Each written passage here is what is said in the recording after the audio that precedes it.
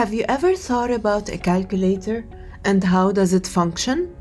Do you know which operations a calculator would prefer to start with? Let's try, for example, 2 plus 5 times 3. The answer is 21. Now this is a basic calculator. This is a scientific calculator. I will use the same operation.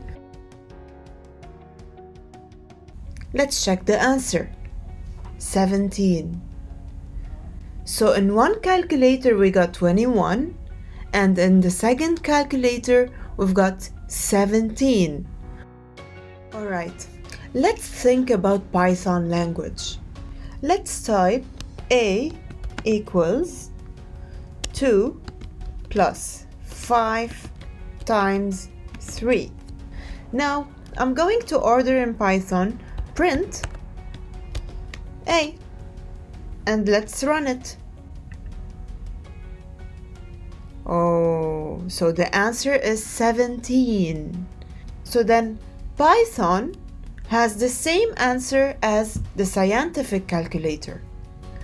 Okay, it's time to see what Excel will do.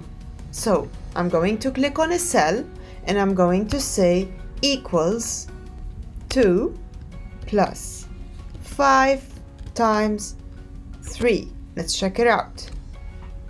17.